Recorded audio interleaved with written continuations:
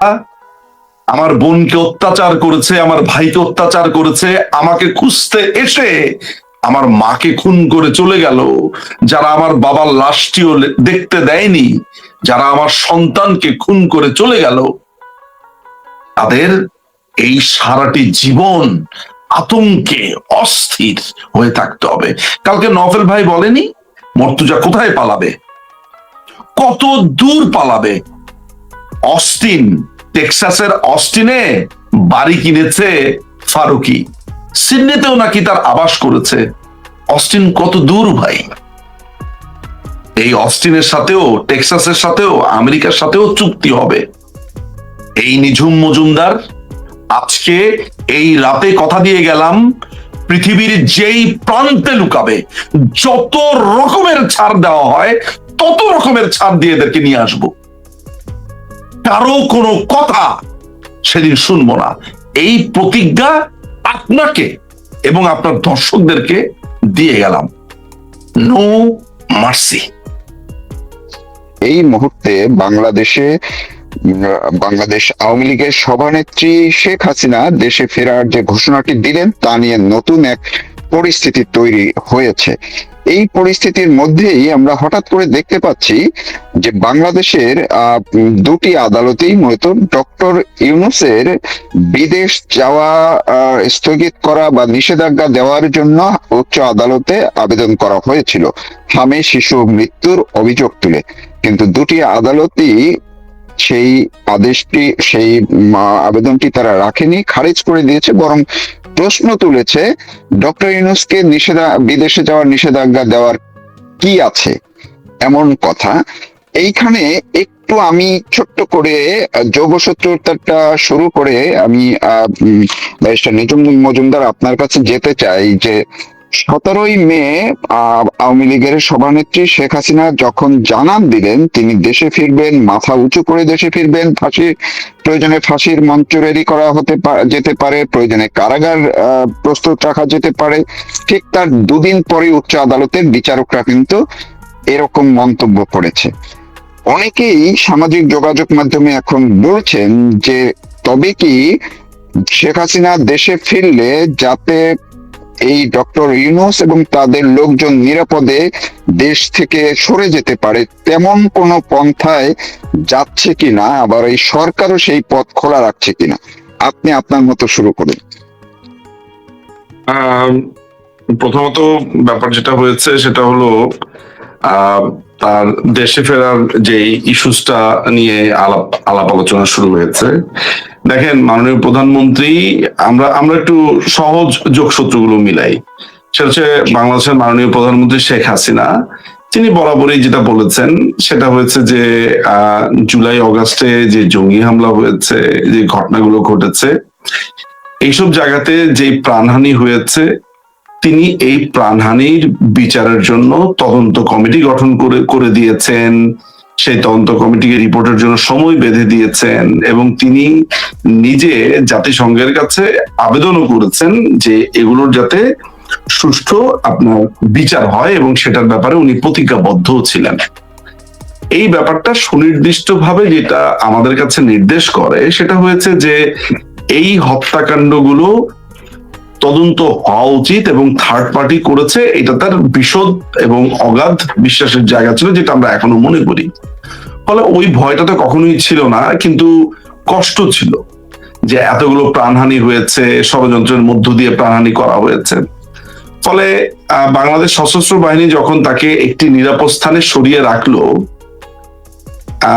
সেই জায়গা থেকে উনার ফেরাটাকে এমন ভাবে কঠিন করে ফেলা হয়েছিল যে উনি আসলে মবের শিকার হবেন, তাকে বিচারের কথা বলে বা আদালতের কথা বলে তিনি অবিচারের শিকার হবেন, সেসব জায়গাতে চিন্তা করে, তার নিরাপত্তার কথা চিন্তা করে সিদ্ধান্ত নিতে তিনি বা বাংলাদেশ আওয়ামী লীগ নানান সময় একটা দীর্ঘসূত্রিতা ছিল বটে, কিন্তু বরাবরই তিনি বলেছেন তিনি দেশে ফিরতে চান, তাকে নিয়ে যে প্রশ্নগুলো আছে সেই প্রশ্নগুলোর উত্তর দিতে চান। সো যদিও আমার স্ট্যান্ড অনেক ভিন্ন, আমি মনে করি এটা অবৈধ সরকার, ইউনূস অবৈধ সরকার, ইউনূসের মাধ্যমে ইলেকশন হওয়া এবং নির্বাচন হয়ে যারা নির্বাচিত হয়েছে তারাও দখলদার। ফলে আমার কাছে ব্যাপারটা আইনি এবং আমার আমার পজিশন খুবই স্পষ্ট। সেই জায়গা থেকে মাননীয় প্রধানমন্ত্রী দেশে ফিরতে চান, এটা তো নতুন কোনো ব্যাপার না। তিনি দেশে এসে, আমি এটাকে আদালতের সামনে দাঁড়ানো বলি না, আমি বলি জনতার সামনে দাঁড়ানোর যে আকাঙ্ক্ষাটা, তিনি সেই প্রশ্নের উত্তর দিতে চান। কেমন? সো এইটাতে আমি কিন্তু কোনো ধরনের চমক দেখি না, কোনো ধরনের থ্রিলিং কিছু দেখি না, বরঞ্চ মনে করি যে তিনি আসলে যা বঙ্গবন্ধু কন্যা ঠিক যেমন চরিত্রের, যে তিনি সত্যের মুখোমুখি হতে পছন্দ করেন, চ্যালেঞ্জ দিতে পছন্দ করেন, আমি এর বাইরে কোনো ব্যত্যয় দেখি না। আই ডোন্ট নো যে এটা কেন অবাক করা বিষয়। বঙ্গবন্ধু নেতৃত্ব ঠিক এতটাই এমনই শক্তিশালী, তিনি 1/11 সময় তার প্লেনে তাকে আটকিয়ে দিয়েছিল হিথ্রোতে, সেই দিন সেই দলের মধ্যে তো আমিও ছিলাম। এই 1/11 চোখের সামনে আমি তাকে দেখেছি। সেখানে রেহানা আপা ছিলেন, তারপরে আমাদের সিলেটের মাননীয় মেয়র আনুরুজ্জামান চৌধুরী ছিলেন, সেখানে আরো অনেক ছিলেন, আমাদের সাদিক ভাই ছিলেন, নানান ব্যক্তিরা সেখানে ছিলেন, যুক্তরাজ্যের নেতা। তো সেইখানে আলটিমেটলি ব্যাপারটা হচ্ছে আমরা সেখানে তার শক্তি দেখেছি। তিনি বলেছেন আমার দেশে আমি যাবো না কেন, এটা আমার বাবার স্বাধীন করা দেশ, বাবার নেতৃত্ব দেওয়া দেশ, আমি যাবো না কেন। সুতরাং এখনো তো একই কথা, উনি এগুলো ভয় পান, কাকে ভয় পাবে? মৃত্যুর দুয়ার থেকে উনি 23 বার ফেরত এসেছেন। আল্লাহ ওনাকে 23 বার ফেরতের জন্য কি কাকে ভয় পাবে? এইসব চামচিকাদেরকে, যারা গ্রেনেড মেরেছে, যারা চুরি করেছে, যারা এই দেশ, যার বাবা এই দেশ বন্দুকের ডগা দিয়ে ক্ষমতা দখল করেছে, যারা এই দেশকে আপনার 10 লাখ অস্ত্র পাচার করেছে, কিংবা ইউনুস যে হামে 500 ছেলে পেলে মেরে ফেলেছে, গণহত্যা করেছে। সুতরাং উনি কাকে ভয় পাবেন? উনি বঙ্গবন্ধু কন্যা, বঙ্গবন্ধু কন্যা কাউকে ভয় পায় না।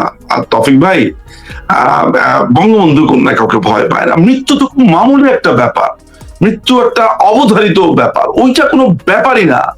ব্যাপারটা হচ্ছে উনি সত্যের মুখোমুখি হতে চান, দ্যাটস ইট।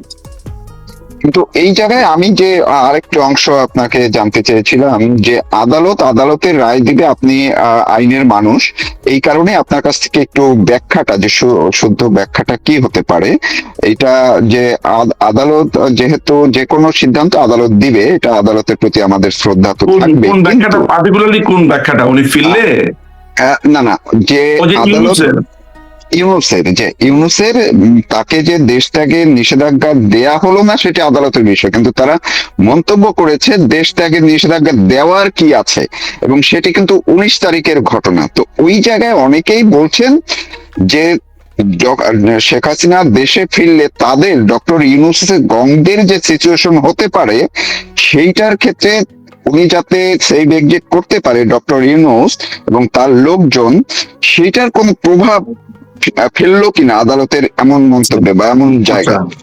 আচ্ছা আচ্ছা, এই আমি পরিষ্কার বুঝতে পারছি। এখানে আমার একটা পজিশনের কথা বলি। আপনি যদিও একজন সাংবাদিক হিসেবে, বা ডেফিনেটলি আপনি এটিকে আদালত বলছেন, আইনও এখনো বলছেন, এটা হয়তো আপনার দায়িত্ব কর্তব্যের জায়গা থেকে বলেন। আমি ব্যক্তিগতভাবে এগুলোকে আদালত বলি না, এগুলোকে কোনো আইন অঙ্গনও বলি না, এগুলোকে আমি এক ধরনের জাস্ট মস্করির একটা জায়গা বলি। তারপরও তর্কের খাতিরে আমি ধরে নিচ্ছি আদালতের কথাটা আলোচনা করি। কেন আমি ডিসক্লেমারটা দিয়ে রাখলাম? কারণ আমি যখন এগুলোকে আদালত বলে আলোচনাটা করব, আমি ট্যাসিটলি বা মৌনভাবে আমি এই আইন অঙ্গনকে আমি এক ধরনের বৈধতাও দিচ্ছি যখন আমি আলোচনাটা করছি। আপনার তর্কের খাতিরে আমি ধরে নিচ্ছি যে ওইটা আমি ভুলে যাচ্ছি। দেখেন, এটা হতে পারে এমন যে মাননীয় প্রধানমন্ত্রী দেশে ফিরবেন, এই জন্য তার দেশের বাইরে যাওয়ার পথটা সুগম করার জন্য ওই দেশের নিষেধাজ্ঞার ব্যাপারটার একটা সংযোগ থাকতে পারে। এগুলো বিশ্লেষণ, এগুলো চিন্তা, এগুলো এক ধরনের থিওরি হতে পারে, ভাবনা হতে পারে। তবে টু বি অনেস্ট, আমি আসলে ঠিক এই মুহূর্তে ওই যোগ সাজসটাকে আমি আসলে খুব বেশি আমলে নেই না। এটা হয়তো বা তাদের নর্মাল কোন একটা সফরে বা কোনো উদ্দেশ্যমূলক সফরে যাওয়া হতে পারে, আবার ব্যাক করতে পারে। আমি এখনো পর্যন্ত এই ব্যাপারটাকে মনে করি না। দেখেন, এরা এই যে ইউনুসকে যাবতীয় সাপোর্ট দেওয়া, আপনারা এর মধ্যে দেখেছেন যে ইউনূসের শাসন আমলের দুর্নীতি নিয়ে রিট করা হয়েছিল, সেটা সরাসরি খারিজ করে দেওয়া হয়েছে। তার আমলে এই হামিদে শিশু মারা গেছে, টিকা কেনা হয়নি, সেটা নিয়ে রিট করা হয়েছিল, সরাসরি বাতিল করে দেওয়া হয়েছে। ইউনুস অপ্রাসঙ্গিক যদি হয়, ইউনুস যদি ফ্যাসিলিটেড না হয়, তাহলে তো তারেকরা অপ্রাসঙ্গিক হয়ে ওঠে। কারণ আপনার একটা বিল্ডিং এর আমরা প্রথমে কি করি? ফাউন্ডেশন করি, খুঁটি গাড়ি করি না আমরা? ওই এই এই বর্তমান অবৈধ দখলদার বাহিনীর যে ফাউন্ডেশন, সেগুলোকে যদি ইউনুস ধরি, তাহলে ইউনুসকে নানানভাবে ফ্যাসিলিটেট করা, তার সুখ দুঃখের চিন্তা করা, অর্থাৎ আপনার কথা অনুযায়ী যদি ব্যাপারটাকে ওইভাবে ধরে নেওয়া যায়, যে যেটা আপনি প্রশ্ন করেছেন যে ইউনুসকে দেশ থেকে নিষেধাজ্ঞা দেওয়ার কি হলো, এর মানে হচ্ছে যে ইউনুস যাতে দেশ ত্যাগ করতে পারে, কারণ মাননীয় প্রধানমন্ত্রী আসবেন, পরিস্থিতি তৈরি হয়েছে। হ্যাঁ, এটা হতে পারে, কিন্তু আমার কাছে মনে হয় যে ইউনুস তার সুবিধা মতো সমস্ত কিছু পাবেন, এটাই হচ্ছে একটা মৌন কন্ট্রাক্ট বিটুইন বিএনপি এবং ইউনুস। কারণ আমি জানি না আপনি জানেন কিনা, ভেতরে ভেতরে একটা বড় ধরনের পরিকল্পনা চলছে ইউনুস প্রেসিডেন্ট হওয়ার জন্য। এটার জন্য আমেরিকার তরফ থেকে প্রবলভাবে লবিং চলছে। আমি আপনাকে যেই কথাটা বলছি, এটা আপনি অথেন্টিক বলে ধরে নিতে পারেন, এটা আমার প্রতি সুবিচার হবে, যদিও আমি আপনাকে কোনো কাগজপত্র এই মুহূর্তে দেখাতে পারবো না। কিন্তু ইউনুস আপনার তারেকের সাথে দেখা করেছে, কথা হয়েছে, এগুলো আমেরিকান পর্যায়ে। ইউনুস আসলে বাংলাদেশের কোনো নাগরিক না। একজন আমেরিকান নাগরিক বাংলাদেশের প্রেসিডেন্ট হতে চায়, আমেরিকা তার জন্য লবিং করছে, এবং এই জায়গাতে বিএনপির অনেক ধরনের শঙ্কাও রয়েছে। বিএনপির নীতি নির্ধারণী মহলে আসলে যে এই জিনিসটা চাচ্ছে না। এখন আমেরিকার আজ্ঞাবহ হয়ে ক্ষমতায় এসেছে, দখল করেছে, সেখানে আপনার আমেরিকাকে তো ফেলে দিতে পারবে না। ফলে এগুলো এক ধরনের টানাপোড়েন চলছে। আর আপনি যেই সম্ভাবনার কথা বলছেন, এটি হতে পারে, বাট আমার বিশ্লেষণ বলছে এখনো নয়, এখনো সেটি নয়। জি, আমি আরেকটা বিষয়, একটু মৌলিক একটা জায়গায় আপনার কাছ থেকে শুনতে চাই যে যখন বাংলাদেশ আওয়ামী লীগের সভানেত্রী বঙ্গবন্ধু কন্যা যখনই দেশে ফিরবেন তো অবশ্যই, এবং তিনি সেইভাবেই ফিরবেন, মাঠ পর্যায়ে তৃণমূল আওয়ামী লীগের, আমি জানি যে আপনার সঙ্গে প্রতিদিন বিভিন্ন পর্যায়ের নেতা কর্মীদের সঙ্গে যোগাযোগ হয়, কথা হয়, এবং সেই কথা অনেক গভীর কথা হয়। তো সেই জায়গা থেকে প্রস্তুতির জায়গা, আমরা জানি যে যখনই নেত্রী দেশে ফিরবেন, তখনই কয়েক লক্ষ হোক, কয়েক কোটি মানুষ হোক, যে গ্যাদারিং এর একটা প্রস্তুতি চলছে এখন থেকেই, সেটাকে বন্ধ করার জন্য সরকার এবং এই যে এনসিপি টেনসিপি যারা আছে, প্রশাসন, সবাই এখনই নানাভাবে প্রস্তুত নিচ্ছে। তো সেইটাকে মোকাবেলা করে মানুষের ঢল, গণজাগরণ, সেটিকে কিভাবে সম্ভব, মানে তৃণমূলের নেতাকর্মীরা কতটা উদ্দীপ্ত আছে যে এই প্রতিরোধ, সরকারের বাধা, এগুলো উপেক্ষা করতে সক্ষম হবে?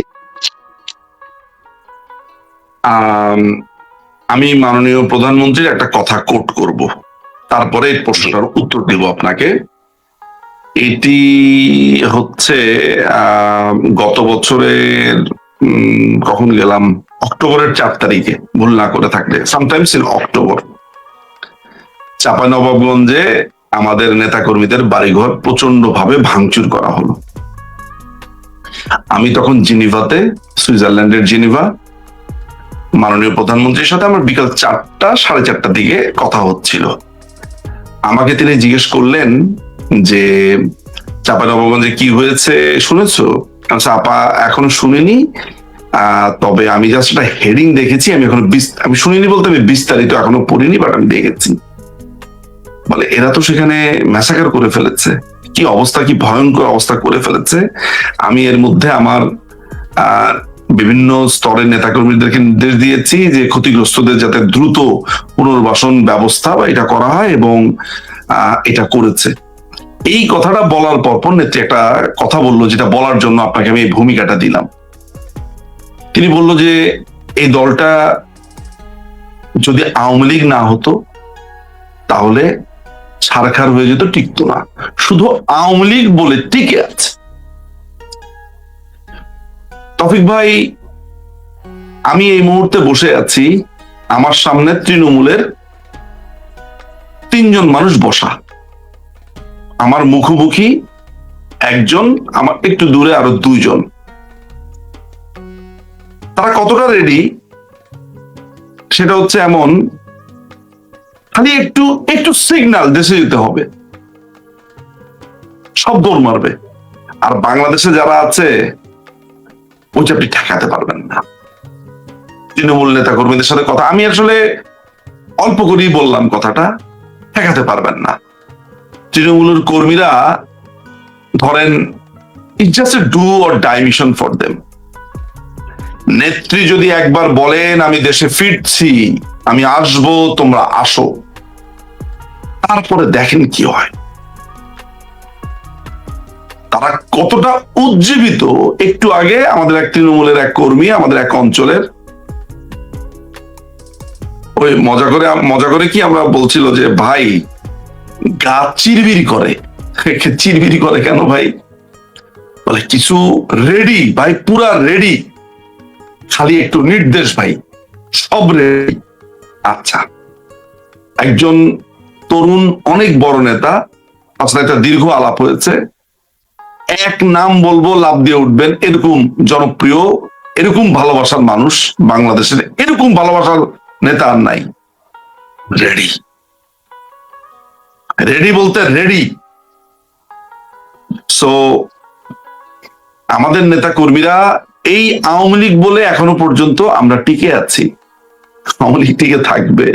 মৃত্যুর আগ মুহূর্তে দেখেন নাই বলতেছে জয় বাংলা, কালেমা পড়ছে বটে, লাইলা ইল্লাল্লাহ মুহাম্মদ রাসূলুল্লাহ পড়ছে, জয় বাংলাটাও পড়ছে। মৃত্যুর আগ মুহূর্তে দলকে ভুলছে না। কেমন? সো বাংলাদেশ আওয়ামী লীগ এই দেশকে স্বাধীন করেছে, ভাষা এনে দিয়েছে, পাসপোর্ট এনে দিয়েছে, এই দেশের মানুষকে এই যুদ্ধাপরাধের হাত থেকে মুক্তি দিয়েছে, কি করেনি বলেন? সুতরাং এই Awami League is the answer. যান আপনি ঘরে ঘরে ঘরে ঘরে যান, মানুষজন কি বলছে শোনেন। আগে তো বলতো আগে ভালো ছিলাম, এখন বলেন উনারে নিয়ে আসেন, উনি মানে নেত্রীরে নিয়ে আসেন। আর তো পারি না। আমার খালি হোয়াটসঅ্যাপটা একদিন যদি খুলে দেখাতে পারতাম কত আননোন, এবং আমার ফেসবুকটা যদি খুলে দেখাতে পারতাম তৌফিক ভাই, এটা একটা অনন্য অসাধারণ। এই বাংলাদেশ আওয়ামী লীগ জাস্ট মিথ। দেখেন গত 2টা বছর আমরা নাই, আমরা নাকি শেষ, নিঃশেষ, কিন্তু আলোচনা হচ্ছে আমাদেরকে নিয়ে। আমরা যে নিঃশেষ এইটা নিয়ে টক শো হচ্ছে, মানে আমরা যে শেষ, আমরা নাকি শেষ হয়ে গেছি, ক্ষয়ে গেছি, নিঃশেষ, আমরা নাকি ও জাদুঘরে চলে গেছি, এই জাদুঘর নিয়েই সারাদিন আলোচনা। তাহলে বোঝেন আমরা কেমন জাদুঘরে চলে গেছি। কিন্তু এই যে মাহফুজ আলম, আসিফ নজরুলরা তো আবার এখন স্ট্যাটাস দিয়ে আবার বলতে বাধ্য হয় আওয়ামী লীগ সেদিন ফিরেছে, আওয়ামী লীগ সেই দিনই ফিরেছে, এই কারণে ফিরেছে। একজনে 5টা, একজনে 10টা ফর্দ দিচ্ছে টেলিভিশন গুলোতে নিয়মিত। এইগুলো, এইটার পেছনে আবার কিছু দেখছেন কিনা আপনি? ভাই ভয়, ভয় প্রচন্ড সংক্রামক একটা ব্যাপার। জানের মায়া সবার আছে তৌফিক ভাই। ওরা তো ইতিহাসটা পড়েছে, মাহফুজ তো পড়ালেখা কিছুটা করেছে, আসিফ নজরুল এই দেশের আন্দোলনগুলো দেখেনি, ভয় তো না। তারা তো সবাই জানে এই দলটা ফেরত আসবে, সবাই জানে। কে জানে না? জাস্ট ওরা এইটা জানে না এটা 1 বছর, 2 বছর, 6 মাস, 5 বছর, 10 বছর, এগুলাই তো আলোচনা হয়। এই দল ফিরবে, এই দল ফিরবে। ফেরার পরে এদেরকে যারা যারা যারা যারা এই ষড়যন্ত্র করেছে তারা ছিন্ন ভিন্ন টুকরো টুকরো হয়ে যাবে মানুষের ভালোবাসা দেখে, খুনের মাধ্যমে না, কিন্তু এত মানুষের ভালোবাসা দেখে তারা ভেতরে ভেতরে শেষ হয়ে যাবে। ভয় আছে না ভাই? হুমায়ূন আহমেদের একটা উপন্যাস আছে এই বসন্তে, সেখানে গল্পের নায়ক জেল থেকে ছাড়া পায়, তাকে মিথ্যে করে ফাঁসিয়ে দেওয়া হয়, তার একটা দীর্ঘদিন সে সাজা পেয়ে বের হয়। তো যাদের কারণে সে এত বছর মিথ্যে মামলা খাটলো তারা আর ঘর থেকে বের হয় না, প্রত্যেকের পুরো ওই গ্রাম জুড়ে আতঙ্ক। এই গল্পের নায়কের নাম মনে হয় ফজলু ছিল, আমি ভুল না করে থাকলে, নায়কের নাম যাই থাক না কেন, ওই নায়ক, তারা আতঙ্কে অস্থির হয়ে থাকে। ও বুঝি অ্যাটাক করলো, কারণ ওর উপরে তো অত্যাচার হয়েছে, থাকুক না একটু ভয়ে। হুমায়ুন আহমেদের একটা নাটক আছে না, উস্তাদ না, যে বলে যে স্যার ভয়ে বলবো না নির্ভয়ে বলবো, আমার সাথে নির্ভয়ে কি কথা? আমার উত্তর একটাই, আওয়ামী লীগের ব্যাপারে নির্ভয়ে কি কথা, ভয়ে বলো। বুঝেন নাই? যারা আমাকে আমার মায়ের রক্তের উপর দিয়ে যেতে বাধ্য করেছে, ওই শামসুর রহমানের কবিতার মতো, যারা একটা রাজনৈতিক দল করে, একটা রাজনৈতিক দলের সহযোগী সংগঠন, কিন্তু তাদেরকে যারা সমর্থন করে তাদেরকে আপনি বলতে পারেন একটা দলের একটা ট্যাগ দিতে পারেন, কিন্তু সাধারণ ছাত্রছাত্রীকে, সাধারণ মানুষকে, যারা নাকি একটা ছাত্রলীগের একটা বন্ধু, তাকে আপনি ট্যাগ দিতেছেন সে হইতেছে ছাত্রলীগের বন্ধু বা স্বেচ্ছাসেবক লীগের বন্ধু, সে হইতেছে স্বৈরাচারের দোসর, সে হইতেছে ফ্যাসিস্টের দোসর। আপনি বিচার বিভাগ ধরেন, আচ্ছা এই যে বিচার বিভাগে আইনজীবীদের, বিভিন্ন বিচারকদের, বিভিন্ন আইনজীবীকে যে জেলখানায় নেওয়া হলো, তাদের অপরাধ কি ছিল? তারা আওয়ামী লীগের সময় চাকরি বাকরি করেছে, তো তারা চাকরি বাকরি করবে না? তারা তো সরকারি চাকরি করে, যে সরকারি থাকে সেই সরকারেরই চাকরি করে। তো এটাও কিন্তু ট্যাগ করা হয়েছে, স্বৈরাচারের দোষর, স্বৈরাচারকে মানে সাপোর্ট দিয়েছে, স্বৈরাচারকে এই করেছে ওই করেছে, সেই স্বৈরাচারের দোষর, সুতরাং তাদের সবাইকে জেলখানায় নাও। বঙ্গবন্ধুর ছবি পিছনে হয়তো একটা সেলুনের পিছনে বঙ্গবন্ধুর ছবি লাগানো, বা জয় বাংলা লেখা, জয় বাংলা মানে জয় বাংলার দোসর, ট্যাগিং। সমাজের সমস্ত স্ট্রেশল ভেঙে দিয়েছে ট্যাগিং, একমাত্র একটা ট্যাগ দিয়ে, যে তারা স্বৈরাচারের দোসর, তারা মুক্তিযোদ্ধা। ও মুক্তিযোদ্ধা, এটা ইটসেলফ একটা ট্যাগ। আপনি তো এটা মানবেন? আমাদের বিভাজন, উনি ঠিকই বলেছেন যে রাজনৈতিক বিভাজন বাড়িয়ে দিয়েছে, এটা ট্রু, কিন্তু এই যে বাড়াতে পারলো, এটার দায় কার? আমাদেরকে তো বুঝতে হবে, রাজনৈতিক ট্যাগিং বা লেবেলিং, আমাদেরকে লেবেল করা হচ্ছে একটা গোষ্ঠীকে এবং বৃহৎ একটা বাংলাদেশের মানুষকে ট্যাগিং দিয়ে, মানে লেবেলিং করা হচ্ছে। এই লেবেলিংটা কারা করছে? কারা বেনিফিশিয়ারি হচ্ছে এই লেবেলিংটা করে, এবং কারা ভিক্টিমাইজ হচ্ছে, কারা ভিকটিম হচ্ছে? এক দল যারা এই লেবেলিংটা করছে, আরেক দল যারা ভিকটিম। এরা কারা? কোনটা দল? একদম স্পষ্টভাবে মানে এটা আমরা দেখতেই পাচ্ছি। কারণ শেখ হাসিনা, একটা কথা আমরা বলি না, আওয়ামী লীগের, ছাত্রলীগের লুঙ্গির তলে জামাত শিবির। তার মানে কি? জামাত শিবির আসলে, ছাত্রলীগ আসলে বা আওয়ামী লীগ সবাইকে নিয়ে রাজনীতিটা করেছে। হোয়াট ইজ ভুল ছিল, কিন্তু করেছে তো। কিন্তু এখন সেই ছাত্রলীগ আলাদা থেকে শিবির আলাদা বাইরে বের হয়ে এখন তারা তাদেরই বন্ধু বান্ধবদের ট্যাগিং করতেছে প্রত্যেকটা সেক্টরে। বিপুল ভাই, রাজনৈতিক পট পরিবর্তন যখন হয় তখন অনেক ব্যবস্থার পরিবর্তন হয়, প্রশাসনের অনেক কিছু রদবদল হয়, এটা বহুকাল থেকে বিদেশেও হয়। কিন্তু একটা নির্দিষ্ট রাজনৈতিক দলের ট্যাগ করে যখন, শুধু তাই না তো, আপনার সাথে আরেকজনের বিরোধ, জমি নিয়ে বিরোধ, আওয়ামী লীগের দোসর বলে ট্যাগ দিয়ে দিবে, ট্যাগ দিয়ে দিয়ে আপনাকে মামলা দিয়ে দিবে। ট্যাগের কারণে যে কত মামলা বাণিজ্য। এই যে ঈদ আসতে আমাকে একজন বলছে এখন কোনো কাজই করব না, কারণ করলে ঈদের সময় আমাদেরকে একটা কিছু বলে মামলায় ফাঁসায় দিবে, মামলায় ফাঁসায় দিয়ে আমাদের কাছ থেকে টাকা নিবে। কি মামলায় ফাঁসাবে? আওয়ামী লীগের দোসর, শেখ হাসিনা আসতেছে, শেখ হাসিনার দোসর, স্বৈরাচারের দোসর, ফ্যাসিস্টের, এই যে স্বৈরাচারের দোসর, ফ্যাসিস্টের দোসর, আওয়ামী লীগের দোসর, জয় বাংলার দোসর, এই ট্যাগ গুলার তৈরি করেছে কারা? এগুলো তো একটা ট্যাগ।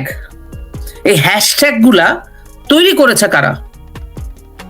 যারা তৈরি করেছে প্রত্যেকে আজকে দেখবেন বিভিন্ন জায়গায় গুরুত্বপূর্ণ পদে বসে আছে বাংলাদেশ নামক রাষ্ট্রটার। এবং এই লেভেলিংটা করেছেই তারা একটা গোষ্ঠীকে কোণঠাসা করার জন্য। এবং হয়ে যাচ্ছে। উনি বলেছেন রাজনৈতিক বিভাজন, অবশ্যই রাজনৈতিক বিভাজন হচ্ছে। বাংলাদেশে এতদিন বলে আসছে যে বাংলাদেশ নাকি মুক্তিযুদ্ধের কথা বললে নাকি, মুক্তিযুদ্ধের কথা বলা নাকি একটা রেটরিক তারা তৈরি করেছিল। মুক্তিযুদ্ধের কথা বলা নাকি হচ্ছে যারা জামায়াত ইসলামকে সমাজচ্যুত করে দেওয়া, এরকম একটা রেটরিক তারা তৈরি করেছিল। বস্তুত সেটা যদি হইতো, তা আজকের যে জামাত ইসলাম আমরা বাংলাদেশে দেখতে পাচ্ছি, আজকের যে ইসলামী ছাত্র শিবির দেখতে পাচ্ছি, তারা এত স্ট্রং হলো কিভাবে? এতগুলো বছর তো আওয়ামী লীগ সরকার ক্ষমতায় ছিল। সত্যি সত্যি যদি তাদেরকে কোণঠাসা বা একঘরা করা হতো, তাদেরকে সমাজে যদি টিকতে না দেওয়া হতো, তাহলে আজকে বিএনপির প্রত্যেকটা যারা নমিনেশন পেপার সাবমিট করছে, যারা এমপি হয়েছে, মন্ত্রী হয়েছে, প্রত্যেকের কোটি কোটি টাকার মালিক তারা কিভাবে হলো? তারা তো 20 বছর ক্ষমতার বাইরে। অন দ্য কন্ট্রারি, গত 2 বছরে বাংলাদেশের পক্ষের মানুষ, মুক্তিযুদ্ধের পক্ষের মানুষ, মুক্তিযোদ্ধারা, রাজনৈতিক দল, আওয়ামী লীগ, ইভেন তো জাতীয় পার্টি, জাসদ, যারাই আছে, প্রত্যেকের জীবন মানে ত্রাহি ত্রাহি অবস্থা। তাদের ব্যবসা নাই, বাণিজ্য নাই, চাকরি নাই, সংবাদকর্মীদের চাকরি চলে গেছে, শিক্ষকদের চাকরি নাই, শিক্ষকদের বদলি হয়ে যাচ্ছে, তাদেরকে বাধ্যতামূলক অবসরে পাঠিয়ে দেওয়া হচ্ছে। তো এগুলো কি? এই বিভাজন কারা করছে? এই বিভাজন করছে এখনকার যারা ক্ষমতায় আছে। এবং তারা কিভাবে এই বিভাজনটা করছে? এই যে আসেন, ট্যাগ দিয়ে বিভাজন করছে, লেবেল করা হচ্ছে। ট্যাগ মানে কি? Hashtag, labelling. লেবেলিংটা কি করছে? আওয়ামী লীগের দোসর, বঙ্গবন্ধুর কথা বললে দোসর। আচ্ছা, আজকে একটা বেতারের ড্রেস কোড দিছে, বাংলাদেশ বেতারের। হ্যাঁ, বাংলাদেশ বেতারের ড্রেস কোডটা আপনি চিন্তা করেন, এই ড্রেস কোডটা একটা অদ্ভুত ড্রেস কোড। আচ্ছা, আমি বুঝলাম যে ফর্মাল ড্রেস পরতে হবে, হ্যাঁ, অফিস আদালতে ফর্মাল ড্রেস পরতে হয়, আমি বুঝলাম। কিন্তু ফর্মাল ড্রেসের তারা শুধু যদি বলতো শাড়ি পরতে হবে, শর্ত জুড়ে দিয়েছে, শর্ত জুড়ে দিয়েছে, শাড়ি পরতে হবে, ঠিক আছে, না শাড়ি আমাদের বাংলাদেশে কালচারাল, শাড়ি পরতে হবে, এটা মানছি। কিন্তু বলেছে সালোয়ার কামিজও পরা যাবে, কিন্তু এক সাইডে ওড়না দেওয়া যাবে না। এটার মানেটা কি? সমাজ এটা কি ইন্ডিকেট করতে চাইছে?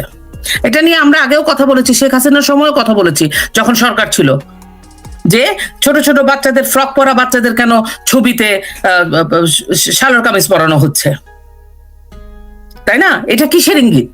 ওড়না পরানো হচ্ছে, কেন ওড়না পরানো হচ্ছে? এবং বলা হচ্ছে যে এক সাইডে ওড়না দেওয়া যাবে না, ফুল সাইডে ওড়না দিতে হবে। আর একটা ইন্টারেস্টিং পয়েন্ট দিয়ে দিয়েছে, টিপ পরা যাবে, কিন্তু বড় টিপ পরা যাবে না। তো বড় টিপের ব্যাসার্ধটা দিয়ে দেন, আমি তো এত বড় টিপ পরি। যারা প্রেজেন্টার তারা ঠিক কতটুকু টিপ পড়তে পারবে?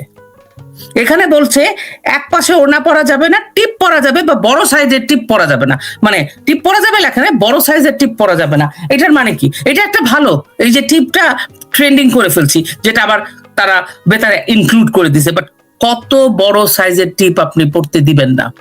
এটা কোনো ধরনের কোনো ড্রেস কোডের মানে এটা কোনো বিজ্ঞপ্তি হতে পারে? আপনি তো একটা খুব প্রচ্ছন্ন ট্যাগিং দিলেন। আমরা যখন টিপ পড়ি, আপনি কি হিন্দু? আপনি কি অমুক? আপনি কি তমুক? আপনি কি নাস্তিক?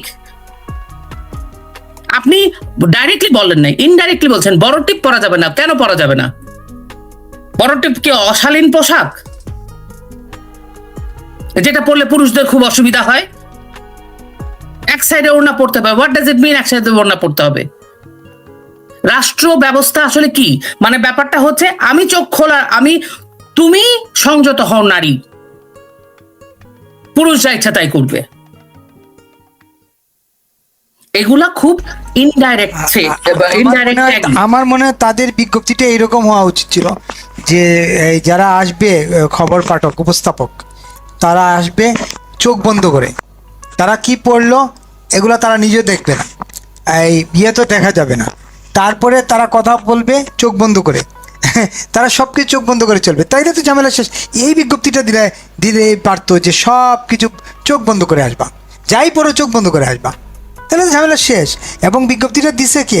মুসাম্মাদ তানিয়া নাজনীন, পরিচালক, বার্তা ওনার স্বাক্ষরিত, এবং পরিচালক তানিয়া, হ্যাঁ ওনার স্বাক্ষরিত এই বিজ্ঞপ্তিটা কে একজন দিছে? মহিলাকে তানিয়া দিয়ে না? দেওয়া হয়েছে। না উনি পরিচালক। পরিচালক, উনি হ্যাঁ, পরিচালক উনি উনি দিতে হইবে, নিজে তানিয়া উনি দিতে নাজনীনের হবে। নিজে কি পরে সেটা এখন দেখতে হবে, আমি তো ওনাকে চিনি না। আপনি ওনার পোশাকটা কি, হিজাব পরে নাকি এক পাশে ওড়না পরে না, নাকি শাড়ি পরে না, এত ছোট ছোট টিপ পরে, এটা দেখতে হবে। আমার ধারণা উনি হিজাব পইরা আসে, একদম চোখ ছাড়া আর কিছু দেখা যায় না, এই জন্যই উনি মানে নিজে চিন্তা করছে আমি যখন কাউকে দেখাতে পারতেছি না, দেখাচ্ছি না, তোমরা কেউ দেখাতে পারবে না তোমাদের চেহারা ছবি। আমি আপনাকে একটা কথা বলি, সমাজটা কিভাবে বদলে গেছে, ট্যাগিং কিভাবে হয়েছে। অনেক বছর আগে, তখন শেখ হাসিনা সরকারের সময়, এটা সমালোচনা হবে, আপনারা বলেন, মাঝে মাঝে আমি কল করি, যেটা সত্যি সেটা বলতেই হবে আমাকে। তো একজন অনেক গুরুত্বপূর্ণ রাজনীতিবিদের ওয়াইফ, আমার পরিচিত, আমার খুব কাছের, তো উনি এরকম টিপ টিপ পড়েন। তো আমি বললাম, আপনি তো ইদানিং দেখে এই টিপটা পড়ছেন না কেন? আমি আগের কথা বলছি, কিন্তু শেখ হাসিনার সময়। আমি বলছি, আপনি তো এরকম টিপ পড়তেন, আপনাকে যা সুন্দর লাগতো, আপনি টিপটা পড়েন না কেন? না পড়ি না। হ্যাঁ, আপনি বলছেন আমি জিজ্ঞেস করেছি, কারণ আমি তো টিপ পড়ি, আমার এটাই একটাই স্বাদ। তা আমি বলছি, আপনি টিপটা, আমরা একটা জায়গায় বাইরে গেছি, ঢাকার বাইরে একটা প্রোগ্রামে, তো ওখানে ওনার সাথে আমার দেখা। তা আমি বললাম, আপনি ওই টিপটা পড়ছেন না কেন? আপনাকে তো ওই টিপটাতেই ভালো লাগতো, এত বছর, মানে বহু বছর, 2-3-4 যুগ যাবত আমি তাকে টিপেই দেখি, আপনি এখন পড়েন না কেন? বলছে, না এখন তো যে এত বড় একটা জায়গায় চলে আসছে, ওনার কথা বলতেছে, হ্যাঁ হ্যাঁ, তো এত বড় জায়গায় চলে আসছে, এখন আসলে টিপটা পড়লে গ্রামে গঞ্জে গেলে কেমন দেখায়? এটা কোনো কথা? ইয়েস, আমাদের সোসাইটিটাকে আমরা কিভাবে পরিবর্তন করে ফেলছি, জেনে বুঝে কম্প্রোমাইজ করে, যেভাবেই হোক আমরা সবাই এটার সাথে জড়িয়ে গেছি। আমি কত ট্রোলের শিকার হয়েছি আমি জানি। আমি সব সময় দেখা যায় যে একটা আন্দোলন সংগ্রাম করেছি, কিন্তু আমি আসলে কোনো পক্ষেরই থাকতে পারি না, কারণ এই সত্য কথাগুলো এই জায়গাটাতে কম্প্রোমাইজ আমি করব না। কম্প্রোমাইজ না করেও মানে আপনারা যা চান সেটা পেতে পারতেন। এখন অনেক পানি অনেক দূর গড়িয়ে গেছে, মূল জায়গাটায় দাঁড়িয়ে থেকেও অনেক কাজ করা যেত। আমরা সবাই যার যার জায়গায় কম্প্রোমাইজ করছি বিপুল ভাই। এই ট্যাগ কালচারে আমরাও অনেকভাবে জড়াইছি, আমরা নিজেরাও অনেকভাবে আমরা টের পাই না, আমরা বুঝতে পারি না যে আমরা নিজেরা নিজেদেরকে কতটা সীমিত করে ফেলেছি। অন্য কি বলবে? হ্যাঁ, সোসাইটিতে চলতে গেলে বেসিক কিছু নর্মস আছে, সেই নর্মস গুলাকে, সেই নিয়মগুলোকে মানতে হবে। সেই নিয়মের বাইরে থেকে সেই নিয়মটাকে মেনেই আমি অনেক কিছু করতে পারি। আমি একটা সব জায়গার একটা পোশাক আছে। একটা মানুষ ডিস্কোতে যে পোশাক পরে যাবে, একটা পার্টিতে যে পোশাক পরে যাবে, বিয়ে বাড়িতে যে পোশাক পরে যাবে, সেটা পরে তো আর খবর পড়তে আসবে না। এটা তো খুবই স্বাভাবিক, it's a basic common sense. এখন আমি কোন রঙের শাড়িটা পরবো, সেই শাড়ির রং তো আপনি আমাকে বলে দিতে পারেন না। আমার মুখে আমি কতটুকু মেকআপ করব সেটা তো আপনি আমাকে বলে দিতে পারেন না। আমি যদি একটা টিপ পরি, সেটা তো আপনি আমার, it's my preference, my choice. আপনি যখন আমাকে বলে দিচ্ছেন, এটা কারণ এটা আমার সংস্কৃতিতে যায়, এটা আমার কালচার। এটা শুধু চয়েস না, এটা তো আপনার পার্সোনাল বিষয়, আমার পার্সোনাল বিষয়, সেটাই তো বললাম, একেবারেই পার্সোনাল, এবং এটা আমার কালচারে যায়, এটা আমার সংস্কৃতিরই অংশ। আমি এর বাইরে কিছু করছি না, অশালীন কিছু করছি না। আপনি আমাকে এটা বলে দেন কিভাবে কোন ব্যাসার্ধের টিপ পড়তে পারবো আমি? এখন বিভাজন, প্রতি মুহূর্তে বিভাজনটা এমন জায়গায় এসছে, এই বিভাজনের রাজনীতি এমন জায়গায় তারা বিশেষ করে ইউনূসের পরে, ইউনূস নিজে বলে ফ্যাসিস্টের দোসরা তো গ্রামে গ্রামে আছে, আপনারা খুঁজে বার করেন। একটা রাষ্ট্রপ্রধান যতদিনের জন্যই হোক, ইউনূস তো ছিল ক্ষমতায়, সর্বোচ্চ পদাধিকার বলে যে চেয়ারটাতে বসে একজন ব্যক্তি যদি বলেন ফ্যাসিস্টের দোসররা গ্রামে গ্রামে আছে, খুঁজে বের করো, এর থেকে বড় ট্যাগিং আর কি হতে পারে? সেই পথই অনুসরণ করছে বাকিরা, সেই পথই তো অনুসরণ করছে। আপনি দেখেন হোসেনজুলুর রহমান আরেকটা কথা বলছে, আবেগ নির্ভর রাজনৈতিক বিতর্ক থেকে বেরিয়ে তথ্যভিত্তিক এবং প্রমাণ ভিত্তিক আলোচনার সংস্কৃতি গড়ে তোলা জরুরি। আবেগ নির্ভর রাজনৈতিক বিতর্ক, এটার মানেটা কি? হ্যাঁ, মুক্তিযুদ্ধের কথা নিশ্চয়ই বলছেন। মুক্তিযুদ্ধের কথা বলেছেন। আমি আমার হিসেবে আমাদের আবেগের জায়গা কোনটা? মুক্তিযুদ্ধ। মুক্তিযুদ্ধ। উনি বলেছেন আবেগ নির্ভর রাজনীতির থেকে বেরিয়ে এসে রাজনৈতিক বিতর্ক ও তথ্য ভিত্তিক প্রমাণ নির্ভর আলোচনার সংস্কৃতি গড়ে তুলতে হবে। তার মানে কি, আমি এটাকে পজিটিভও দেখতে পারি, নেগেটিভও দেখতে পারি। পজিটিভ দেখার কারণ আমি এই জন্য বলতেছি, আসলে তথ্য, প্রমাণ, যুক্তি, তর্ক, এগুলো সমস্ত কিছু যদি আমরা দেখি, তাহলে মুক্তিযুদ্ধই সত্য সিদ্ধ প্রমাণিত। বাংলাদেশ হয়েছে মুক্তিযুদ্ধের মধ্য দিয়ে, 1971 সালে মুক্তিযুদ্ধের মধ্য দিয়ে, এবং মুক্তিযুদ্ধের রাজনৈতিক নেতৃত্বদানকারী দল আওয়ামী লীগ, এটাও শতসিদ্ধ। আপনি একটা রাজনৈতিক দলকে একটা ট্যাগ দিয়ে, কতগুলো অ্যালিগেশন দিয়ে, কত বিশাল একটা জনগোষ্ঠীকে আপনি আলাদা করে ফেলেছেন, তাদেরকে সমাজচ্যুত করার চেষ্টা করছেন। এটাকে এর থেকে বড় ট্যাগিং কেন? জিল্লুর রহমান এটা নিয়ে একটা কথাও সরাসরি বলতে পারলেন না কেন? ওনারা যা বলেছেন, শোনেন বিপুল ভাই, আমরা যা বলি পাবলিক কিন্তু সেগুলো বোঝে, পাবলিক সেগুলো জানে। তাহলে আমাদের আরেকটু কি বলতে হবে? আমাদের বলতে হবে স্পেসিফিক কথা, টু দি পয়েন্টে কথা, উদাহরণ দিয়ে কথা। এই ধরনের পথ প্রদর্শনালা লোকেরা এসে যদি সুপারফিশিয়াল বায়বীয় যেগুলো কথা একটা পাবলিকও জানে সে কথা বলে, তাহলে এটার মেক সেন্স, মানে কোন ধরনের সেন্স করে? আপনার কি মনে হয়? আমার কাছে মনে হয় কোনো ধরনের সেন্স করে না। আমার কাছে মনে হয়েছে হ্যাঁ, উনি কথা ঠিক বলেছেন, আবেগ নির্ভর, আবেগ যদি আমরা বাদও রাখি, তাও তথ্য, যুক্তি, তর্ক, বিতর্ক দিয়ে সত্য কথাটাই বলা উচিত, ট্যাগিং করা উচিত নয়। I agree with him. কিন্তু কথা হচ্ছে যে আমরা কি যুক্তি তর্ক শোনার মতো মানসিক অবস্থায় এই মুহূর্তে আমাদের ইউনুসের হাত ধরে যে জামানা চলছে, সেখানে কি আসলে যুক্তি তর্ক দেওয়ার মতো কোনো সুযোগ সুবিধা আছে এই সোসাইটিতে? আমরা যখন বিগত সরকারের সময় দেখেছি টকশো গুলোতে একটা আওয়ামী লীগের লোক, একটা হয় জামাতের লোক, নাহলে বিএনপির লোক, বিভিন্ন, ইভেন তো যারা নাকি যে আমেরিকা এবং ফ্রান্সে বসে বড় বড় মানে সরকার নিয়ে যে পচা পচা কথা বলছে, তাদেরকেও আমি দেখছি ছাত্রলীগের সাথে বসে তারা ডিবেট করতেছে খালেদ মহিউদ্দিনের শোতে। একটার মধ্যে দেখেছি ওই যে ইলিয়াস নাকি ওই লোকটা, আর আরেক জায়গায় দেখেছি রব্বানি শোটা করছে খালেদ মহিউদ্দিন। আপনারা আছে খুঁজে দেখেন। পরিবেশ কি এখন এরকম আছে? কোনো একটা সরকারের কোনো একটা সাংবাদিক কি ফোন করে কোনো একজন ছাত্রলীগ, স্বেচ্ছাসেবক লীগ, মুক্তিযুদ্ধ, যে কোনো এই ধরনের বলের কাউকে ফোন করে কোনো প্রশ্ন করতে পারবেন? সিম্পল প্রশ্ন। কোনো একটা ইনভেস্টিগেটিভ সাংবাদিক বা রিপোর্টারকে ফোন করে বলতে পারবেন, ভাই একটা কেস হয়েছে, এই কেসটা সম্পর্কে আপনার সাথে একটু কথা বলতে চাই, এবং সেটা পাবলিশ করা পারবে?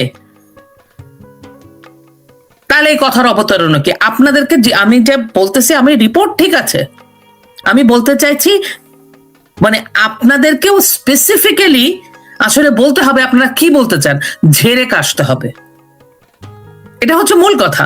ট্যাগিং এর রাজনীতি শুরু করেছে ইউনুস, এবং আজকে থেকে না, বহু আগে থেকে ন্যারেটিভ, আমরা বলি না ন্যারেটিভ বিল্ডিং একটা কথা, দিস ইজ ট্যাগিং। ন্যারেটিভটা করাই হয়েছে এই ট্যাগটা দেওয়ার জন্য। শেখ হাসিনা ফ্যাসিস্ট, কই এখন তো বহু মানুষ আর শেখ হাসিনাকে ফ্যাসিস্ট বলে না। টেলিভিশনে যে অনেকে বলার চেষ্টা করে, আমরা ভুল বলেছি, কারণ ওই সময়ে যারা ওই ট্যাগিংটা দিয়েছে, আজকে জোনায়েদ সাকিরদের মতো লোক, ফারহাদ মাজারদের মতো লোকের বউয়েরা কেউ উপদেষ্টা হয়েছে, কেউ এখন প্রতিমন্ত্রী হয়েছে। ট্যাগিং কালচার, ট্যাগ রাজনীতি, ন্যারেটিভ ভিত্তিক রাজনীতি, এগুলো তৈরি করেছে এই ইউনুস গং, যারা ইউনুসের সাথে আছে সবাই মিলে। আপনি কিছু বলতে চাইছিলেন, তারপরে আমি তার আরেকটা কথা বলবো। না, আমি বলতে চাইছিলাম যে এই যে উনি যেটা অনেক আগেই ওটা বলতে চাইছিলাম, উনি মুক্তিযুদ্ধের কথাটাকে ইয়ে করেছেন। মূলত আমার ছোট জ্ঞানে যেটা বুঝছি, উনি মুক্তিযুদ্ধের কথাই বলছেন যে এইসব নিয়ে আলোচনা, এই আবেগ নিয়ে কথা না বলার জন্য। আর আরেকটা ব্যাপার হচ্ছে যে আপনার ট্যাগিং এর ব্যাপারটা যদি বলি, 5 তারিখের পর থেকে যেভাবে ট্যাগিং শুরু হয়েছিল, আপনি ট্যাগিং দিয়ে পুরো বিচার ব্যবস্থাকে আপনি খাড়ার উপর নামাই দিলেন, চেয়ার থেকে ট্যাগিং দিয়ে। আপনি ট্যাগিং দিয়ে কর্মকর্তা কর্মচারীদের চাকরিচ্যুত করলেন, ট্যাগিং দিয়ে তাদের ওএসডি করলেন, ট্যাগিং দিয়ে তাদেরকে আপনি জেলে পুরলেন, নানা রকম অবস্থা। এখন এই সরকারি কর্মকর্তা তো চাকরি করতে ভয় পাচ্ছে, কারণ এখন যারা চাকরি করতেছে তারাও তো ভয় পাচ্ছে, নেক্সট আমিও ট্যাগিংয়ের শিকার হব, আমারও প্রমোশন ঠিক যাবে, আমিও ওএসডি হব, আমারও চাকরি যাবে। তারপরে এখন যারা ট্যাগিংয়ের শিকার হলেন তাদের জীবনও তো বিপর্যস্ত। আমি যদি একটা একটা করে প্রত্যেকটা ডিপার্টমেন্ট ধরে যদি বলি, আপনি চিকিৎসকে যান, সরকারি চাকরিজীবীতে যান, হাসপাতালে যান, নার্স, চিকিৎসক, সবাই, শিক্ষকে যান, সাংবাদিকে যান। আপনি বলছিলেন সাংবাদিকদের কথা, 5 তারিখের পরে মাত্র 10 থেকে 15 দিনের ব্যবধানে বাংলাদেশের সমস্ত মিডিয়া থেকে ট্যাগিং দিয়ে সাংবাদিকদের, একদম পেশাদার সাংবাদিকদের চাকরিচ্যুত করা হলো, এবং তারা ঘরবন্দি, অলমোস্ট এখনো অনেকেই ঘরবন্দি, বুঝছেন। আমরা পাট করে ট্যাগিংটা যদি একদম পরিষ্কার করি, তাহলে আমরা সময় আছে যথেষ্ট, আমরা আরেকটু আলোচনাটাকে আগাইব। আপনি যেটা বললেন যে বিপুল ভাই, এই যে জেলখানাগুলোতে যাবেন, প্রত্যেকটা জেলখানা যদি আপনি ঘুরেন, জেলখানাগুলোতে আপনি কি দেখবেন? একটা মানুষ একটা মামলায় হত্যা মামলা দিবে, কি মামলা দিবে, 500 জন, 400 জন, 300 জন আসামি। এই আসামিগুলা কারা? সবার অপরাধ কি? একটা কমন অপরাধ, কি অপরাধ? তারা স্বৈরাচারের দোষর, তারা ফ্যাসিস্টের দোষর। এই করে করে এই মামলাগুলো তারা চালায় যাচ্ছে, এবং এইটাকে ঘিরে একটা ব্যবসায়িক প্রতিষ্ঠান গড়ে উঠেছে, মামলা বাণিজ্য, তাই তো? এই আপনি যে জেলখানায় যান, এইখানেই সমস্ত সেক্টর গুলো আছে। আমাদের যে বিচার, আমাদের যে কিছুদিন আগে যে আইনজীবী সমিতির যে মিটিং, ইলেকশন হলো, হ্যাঁ, নির্বাচন হলো, সেই নির্বাচনে দেখেন একটা গোষ্ঠীকে নির্বাচনে অংশই নিতে দেয় নাই, শুধু ট্যাগ দিয়ে। একটা বিচার ব্যবস্থায় আপনি কিভাবে, মানে কি, আর সবচেয়ে বড় কথা কি জানেন, একজন আইনজীবী কি পট করে হয়ে যায় আইনজীবী? তার পড়াশোনা করতে হয়, তার অভিজ্ঞতা, ধীরে ধীরে ধীরে ধীরে একজন আইনজীবী অভিজ্ঞতা সম্পন্ন আইনজীবী হয়। এই যে ঝাঁকে ঝাঁকে মানুষকে, ঝাঁকে ঝাঁকে পেশাজীবীকে আপনারা ওএসডি করছেন, ট্যাগ দিচ্ছেন। শিক্ষক, আপনি দেখবেন কি রদবদল, শিক্ষক অব্যাহতি। এই শিক্ষকগুলোর পরিবার পরিজন তো আছে, আমি বাদই দিলাম তাদের কথা। এটা কিভাবে দিচ্ছে? ট্যাগ দিয়ে দিচ্ছে। এরা, এই শিক্ষক গোষ্ঠী হচ্ছে আওয়ামী লীগের দোসর, শেখ হাসিনার দোসর, তাই তো? সাংবাদিক, এই কত সাংবাদিকের অ্যাক্রিডিটেশন কার্ড চলে গেছে কেন? স্বৈরাচারের দোসর। তারা শেখ হাসিনা বিটে কাজ করত, প্রধানমন্ত্রীর কার্যালয়ে কাজ করতো সাংবাদিক। তো এখন যারা প্রধানমন্ত্রীর কার্যালয়ে কাজ করে, আজকে থেকে 5 বছর পরে যখন নাকি সরকার পরিবর্তন হবে, তখন তো ওইটা একটা হবে যে ওরা তারেক রহমান সরকারের মন্ত্রণালয়ে যাইতো, প্রধানমন্ত্রীর দপ্তরে যাইতো, তাই ওদের আবার ট্যাগ, মানে ট্যাগ কালচারটা কিন্তু শুরু করে দিয়ে গেল ইউনূস, একদম শুরু করে দিয়ে গেল। দুইটা জিনিস, একটা জিনিস আপনাকে লক্ষ্য করবে, ট্যাগ দেওয়া, সাথে সাথে মবকে নরমালাইজ করা। ট্যাগ দিচ্ছে এক গোষ্ঠী, মব যে সেই যাদেরকে ট্যাগ দেওয়া হচ্ছে তাদেরকে সন্ত্রাস করে জায়গা থেকে সরিয়ে দিচ্ছে। এক গোষ্ঠী ট্যাগিং করছে, এক গোষ্ঠী মানে তাদেরকে লেবেলিং করছে যে দেখো এরা হচ্ছে স্বৈরাচারের দোসর। মব বাহিনী গিয়ে, সে যে গোষ্ঠীকে লেবেলিং করা হয়েছে স্বৈরাচারের দোষর হিসেবে, মব বাহিনী গিয়ে তাদেরকে নাজেহাল অপদস্থ করে বের করে দিয়েছে। আরেকটা ট্যাগিং কালচার আপনি ইদানিং না, বহু বছর যাবত, এটা আওয়ামী লীগের সময় আমি দেখেছি, ধর্ম মাননা। এটা তো বিরাট। এইটা যে আমি একজন শিক্ষককে দেখলাম, কোথাকার শিক্ষক, উনি যে কান ধরে মাছ চাইছেন, এই যে মানিকগঞ্জ না কোথাকার, আপনি কি ভাবতে পারেন যে এইটা কি ভয়াবহ ট্যাগিং, ধর্ম অবমাননা? দীপু চন্দ্র দাসকে পুরায় ফেলা হয়েছে। সুফি সমাজ, লালন কি ট্যাগ দিচ্ছে? তারা নাকি ধর্ম মানে না। শুধু কি মানে স্বৈরাচারের ট্যাগ দিতেছে? নো, তারা ট্যাগ দিতেছে ধর্ম বর্ণনার ট্যাগ। আপনি দেখবেন, আচ্ছা আপনার কি মনে হয়, এটা তো একটু কমন সেন্স। বাংলাদেশের এখনকার যে অবস্থা, এখনকার না, আমি এখনকার মানে বিগত অনেক কয়েক বছর যাবত বাংলাদেশের যে অবস্থা, তাতে কোনো হিন্দু, বৌদ্ধ, খ্রিস্টান, আদিবাসীর সাহস আছে তারা ধর্মকে অবমাননা করবে প্রকাশ্যে? যে প্রশ্ন এটা না। কিন্তু পরশুদিনের ঘটনাটাও দেখলাম, এক শিক্ষককে মাফ চাওয়াইছে। আমি তো ভয়ে ভয়ে ছিলাম যে আরো না কি হয়, মেরেই না ফেলে। অস্বাভাবিক কিছু না। তারপরে দেখেন, আপনি যদি একটু বাঙালি সংস্কৃতির পোশাক পরেন, আপনাকে ট্যাগ দিবে কি জানেন? নাস্তিক। আপনি টিপ পরবেন, বলবে নাস্তিক। এটাও একটা ট্যাগ তাদের। এই সকল ট্যাগ গুলো আসছে মৌলবাদীদের কাছ থেকে। মহিলারা পর্যন্ত বলতেছে হিজাব পরো, না হলে তো ধর্ষণ নাকি হয় হিজাব না পরলে। এটা কি ট্যাগ না? আপনার এগুলাকে কি ট্যাগ মনে হয় না? তাহলে আপনি মানে পুরো বাঙালিয়ানাকে, বাঙালি জাতিকে, মুক্তিযুদ্ধকে, পুরো এই গোষ্ঠীকে, প্রগতিশীল সমাজকে আসলে এরা ট্যাগ দিয়ে আলাদা করে দিতে চাইছে, সমাজচ্যুত করে দিতে চাইছে। মানে এই যে একটা চাপ, এই যে একটা কালো রাহু যারা বিভিন্ন ধরনের ট্যাগ দিচ্ছে বাংলাদেশের মানুষকে, বাংলাদেশকে, এই রাহুটা প্রচন্ড ভাবে চাপ দিয়ে চাইছে এই প্রগতিশীল রাষ্ট্রটা নিঃশেষ হয়ে যাক। উগ্র মৌলবাদিতা, ধর্মীয় উন্মাদক কিছু মানুষ এসে, শক্তি এসে বাংলাদেশটাকে দখল করুক। ট্যাগ কালচারটা আসলে সেই জন্য এখন এই ট্যাগ কালচারে আমরা নিজেরা বহুবার ফরাদ মাজারকে নিয়ে কথা বলেছি, এরকম বহু আরো মানুষ আছে তাদেরকে নিয়ে কথা বলেছি, যাদের পোশাক দেখে আসলে আপনি তাদের ভেতরের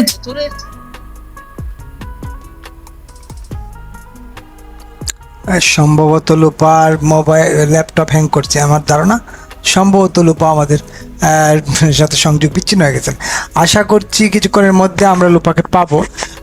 যদি পাই তাহলে তো আলোচনাটা চলবে, আর না হলে আলোচনাটাকে আমরা ছোট করব। যদি আমরা একটু ওয়েট করে দেখি লোপাকে পাওয়া যায় কিনা। লোপা সম্ভবত হ্যাং হয়ে গেছেন, যে কাজ কাম সেটা আপনি বুঝতে পারবেন। হ্যালো লোপা, আমাকে শুনতে পাচ্ছেন? হ্যাঁ, চলে গেছিল ভাই। জি জি জি, প্লিজ বলেন আবার যে জায়গায় ছিলেন আপনি। যাই হোক, মানে ট্যাগের রাজনীতিটা শুধু তো ট্যাগ না, এটা আসলে একটা দীর্ঘ পরিকল্পনার একটা এক ধরনের টুল হচ্ছে ট্যাগ। মানুষকে লেবেল, ট্যাগ মানে হচ্ছে লেবেল দেওয়া, যে সমাজের এই ব্যক্তিটি, এই গোষ্ঠীটি এইরকম, এই গোষ্ঠীটি বেদাত, এই গোষ্ঠীটি নারী, কিন্তু এই কাজ করলে সেই নারী আসলে ভালো নারী নয়। সেই নারীকে নানা ধরনের নাম দেওয়া হচ্ছে, সেই নারীর নানা ধরনের বডি পার্ট দিয়ে যা ইচ্ছা তাই করা হচ্ছে। অল দোজ হচ্ছে লেবেলিং, ট্যাগিং, নানাভাবে ধর্মীয় ট্যাগ, তারপরে রাজনৈতিক লেবেল, রাজনৈতিক ট্যাগ। এগুলো কিন্তু কারণ কি জানেন? সহ অবস্থানটা নাই। তারা সহ অবস্থানে বিশ্বাস করে না, তারা বাংলাদেশকে বিভাজিত করতে চায়, এবং ইউনুস গ্রুপরা বাংলাদেশকে বিভাজিত করতে চায়। তার রিজন হচ্ছে বাংলাদেশ যদি অসাম্প্রদায়িক বাংলাদেশ, উদারপন্থী বাংলাদেশকে তারা আসলে চায় না। আপনি ঘুরে ফিরে 3-4টা জায়গায় বলবেন, এবং প্রত্যেকটা জায়গায়, প্রত্যেকটা প্রফেশনে। শুধু কি তাই, আপনি গ্রামে গঞ্জে যান, আমরা তো শহর ভিত্তিক, ঢাকা শহর বা চট্টগ্রাম শহর বা সিলেট শহর, মানে এই তো শহর না, জেলাই তো জেলা না, গ্রামগঞ্জ গুলোতে যে কি অবস্থা আপনি চিন্তাও করতে পারবেন না প্রত্যেকটা মানুষের। এবং জানেন মজার ব্যাপার কি জানেন, আমি অনেক মানুষকে দেখেছি 5ই অগস্ট, একটা মানুষের মনে করেন পোশাক আশাক তো চিনি আমার পরিচিতদের মধ্যে, 5ই অগস্টের পরে ঠাস করে তাদের পোশাক আশাক বদলে গেল, সবাই চেঞ্জ করে হিজাব পরা শুরু করে দিল। হিজাব পরা, হিজাব নিজেদের পোশাক পরিবর্তন, ব্যাটারা দাড়ি রাখা শুরু করলো, টাকনুর উপর প্যান্ট পরা শুরু করলো। উত্তর প্রশ্ন করবেন কেমন আছেন, বলবে আলহামদুলিল্লাহ, ভালো আছেন বিসমিল্লাহ, হোয়াট এভার, বিদায়, জাজাকাল্লাহ। মানে সমস্ত ভালো কাজ তাদের মুখে, শব্দে, প্র্যাকটিসে নেই। এবং এটা যদি আপনি না করেন তাহলে আপনাকে একটা ট্যাগ দেওয়া হবে। প্রধান ট্যাগ কি, সবচেয়ে একটা বড় ট্যাগ আওয়ামী লীগ কি খেয়ে গেছে জানেন? যেহেতু আওয়ামী লীগ একটা মধ্যপন্থার দল, রাজনৈতিক দল, আওয়ামী লীগে বিভিন্ন ধরনের মানুষের সমাগম, আওয়ামী লীগের মানে বঙ্গবন্ধু, বাঙালি জাতীয়তাবাদ, ধর্মনিরপেক্ষতা এগুলোর চর্চা করে গেছেন। সেই জন্য আওয়ামী লীগকে মূলত শুধু ভারতের বন্ধু সে ধরনের ট্যাগ তো দেয় নাই, বলতেছে বেদাত দল, ইসলাম বিরোধী দল, ইসলাম বিরোধী দল, সবচেয়ে বড় ট্যাগ। আমার কাছে মনে হয়েছে কি এই ট্যাগ কারা দিচ্ছে জানেন? যারা ৭১-এ পরাজিত, ওই যে রাজাকার, ওই যে রাজাকার। রাজাকার তো ট্যাগ না, রাজাকার তো তার আইডেন্টি না। রাজাকার ট্যাগ হবে কেন? না, রাজাকার রাজাকার তো তার পরিচয়, তার আইডেন্টিটি, তার আইডেন্টি রাজাকার। আমি এটাই বলছি, রাজাকার তো ট্যাগ না, রাজাকার এবং যেমন লাল বদর তাদের আইডেন্টিটি হয়েছে আইডেন্টি। এখন যে আইডেন্টিটা তাহলে কিভাবে প্রতিপক্ষকে ঘায়েল করবে, এই আইডেন্টির বিরুদ্ধে দাঁড়িয়ে এই আইডেন্টি তারা মানতে পারবে?